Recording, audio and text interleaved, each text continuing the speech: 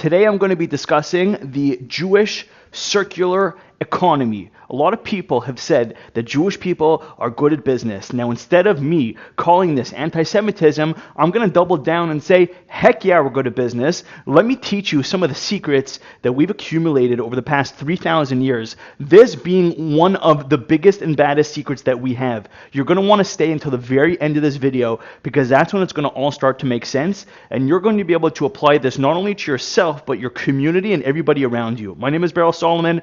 If this is your first time on my page, please hit the subscribe button. Please leave me a like. Please leave me a comment so that we could be connected more often. Let's jump in. The Jewish circular economy. Let me explain to you how this works. So there's a few core businesses that Jewish people are involved in. Let me first explain to you what type of businesses we go into.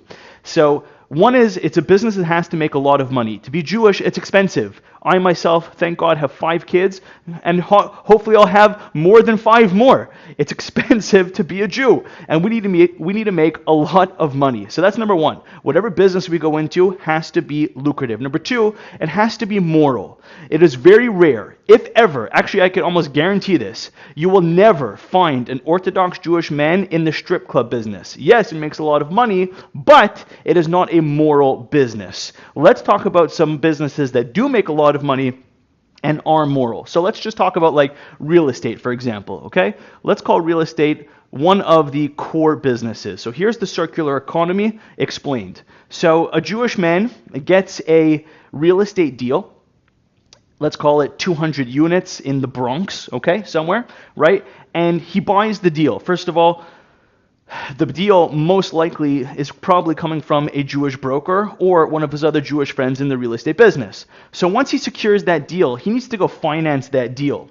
So who's the first logical person for him to pick up the phone to?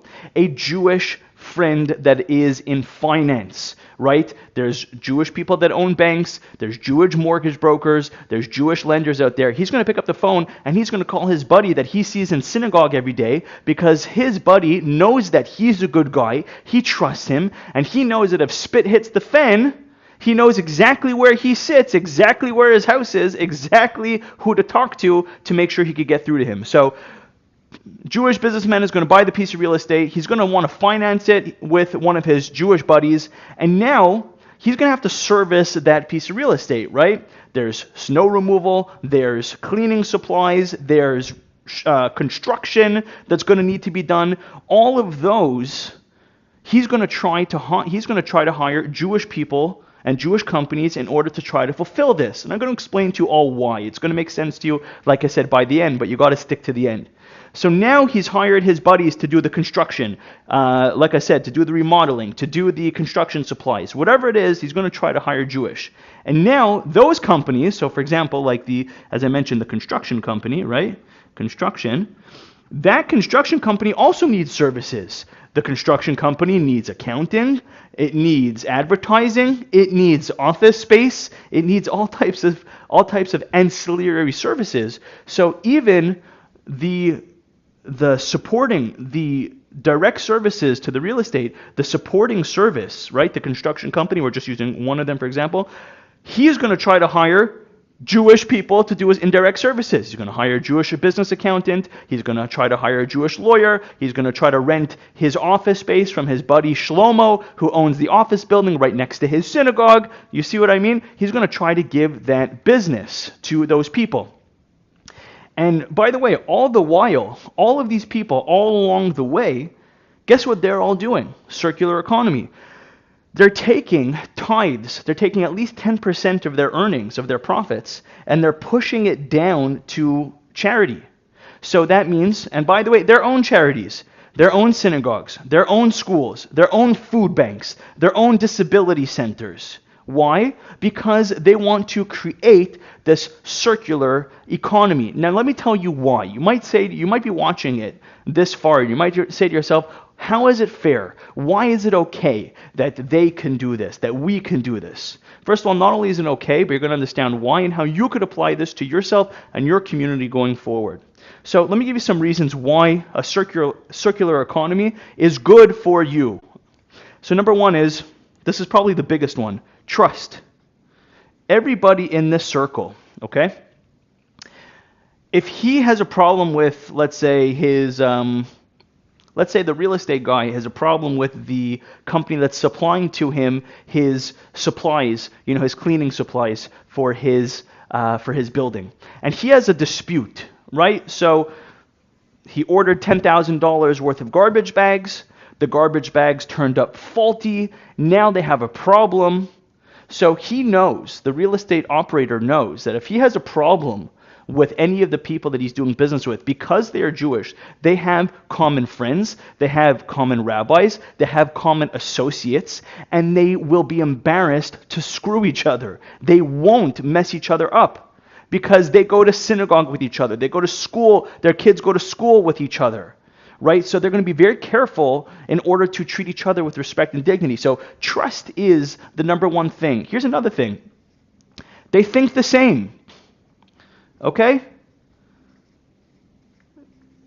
A lot of times, I'll get on the phone with people from different cultures. I remember when I was the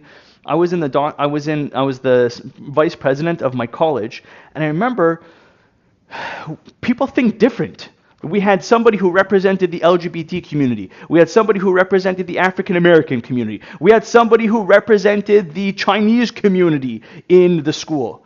We had the evangelical community. All of us came to the table. We were trying to make policies, and I remember we all thought very different. We all had different priorities. So they're creating this circular economy. Why? Because they think the same.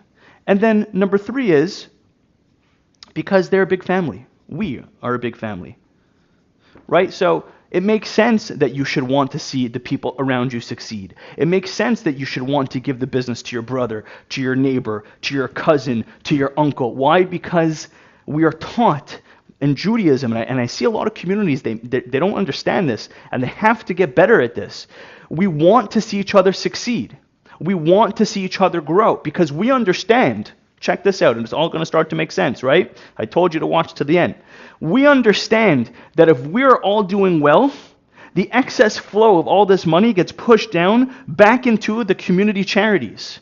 So when my neighbor, my Jewish neighbor does well, and he's making a lot of money, and he now is going to donate that money to my kid's school, right?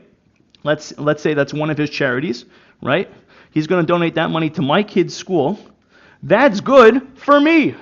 My kid's going to have new whiteboards, new blackboards. He's going to have new equipment, new gyms, new whatever it is. So I want to push money, and I want to push business towards people in my economy, in my community. Why? Because my community directly benefits, and when my community is doing good, I benefit from that doing good. So this is not unique, by the way, to the Jewish community. I don't care what sect you're from, I don't care what religion, what race, everybody could establish this circular community. I hope this brought you value. If it did, if you made it to this point, you're awesome. I love you. Smash that subscribe button, leave a like, hit a comment. I love you dearly. Thank you for being here. You could have been anywhere in the world, but you're here with your boy, Big B. God bless. Have a great day, and I'm looking forward to seeing your success.